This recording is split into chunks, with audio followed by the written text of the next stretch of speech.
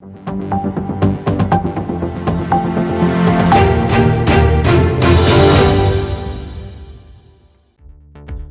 में अगले साल विधानसभा चुनाव से पहले 2 दिवसीय दौरे पर बंगाल गए केंद्रीय गृह मंत्री एवं भाजपा के कद्दावर नेता अमित शाह ने रविवार को ममता सरकार पर करारा वार किया। उन्होंने कहा कि जो बंगाल देश का सबसे अमीर राज्य होता था, आज वह हर क्षेत्र में पीछे चला गया है। ममता के राज में बंगाल राजनीतिक हिंसा और भ्रष्टाचार में नंबर 1 हो गया है। अमित शाह ने कहा कि बंगाल में परिवर्तन निश्चित है और भाजपा की सरकार बनने पर बंगाल का ही धरती पुत्र यहाँ का अगला मुख्यमंत्री बनेगा।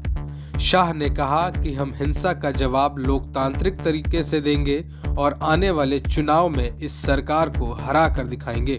मैं आज इस प्रेस वार्ता के माध्यम से तृणमूल कांग्रेस के सभी नेताओं को बताना चाहता हूं कि आप कोई गलतफहमी में मत रहिए कि इस प्रकार के हमले से भारतीय जनता पार्टी की गति रुकेगी, भारतीय जनता पार्टी का कार्यकर्ता रुकेगा और भारतीय जनता पार्टी अपने कदम पीछे ले लेगी।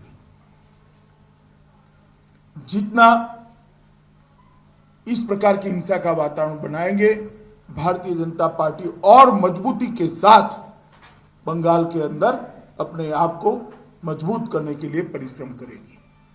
हिंसा का जवाब हिंसा नहीं हो सकता, मगर भारतीय जनता पार्टी के कार्यकर्ताओं ने तय किया है हिंसा का जवाब हम लोकतांत्रिक तरीकों से देंगे और आने वाले चुनाव में इस सरकार को परास्त कर कर हम दिखाएंगे।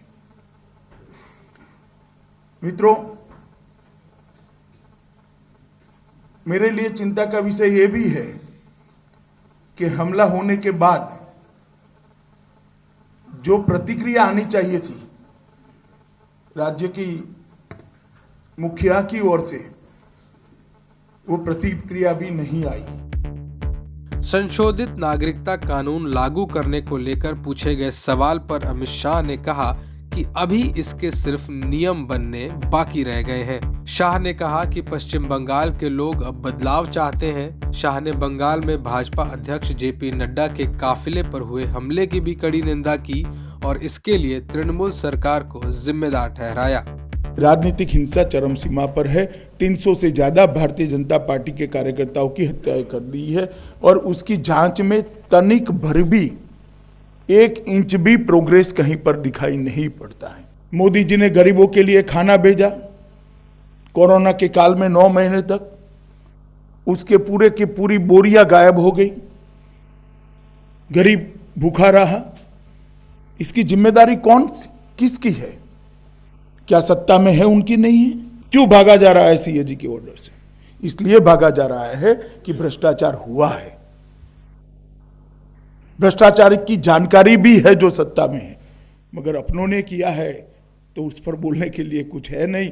अपनों ने किया है इसलिए पकड़ने के लिए हिम्मत नहीं। केंद्रीय गृह मंत्री अमित शाह ने कहा कि बंगाल में राजनीतिक हिंसा चरम पर है। अब तक 300 से ज्यादा भाजपा कार्यकर्ताओं की हत्या कर दी गई है और उसकी जांच में 1 इंच भी प्रगति नहीं दिखाई दे रही है। शाह ने कहा कि बंगाल की जनता परिवर्तन चाहती है। जनता तय कर चुकी है कि चुनाव के मैदान में इस बार कमल ही खिलेगा। यह परिवर्तन बंगाल के विकास के लिए है। यह परिवर्तन बांग्लादेश से घुसपैठ को रोकने के लिए है। शाह ने कहा कि यह परिवर्तन हिंसा खत्म करने के लिए है।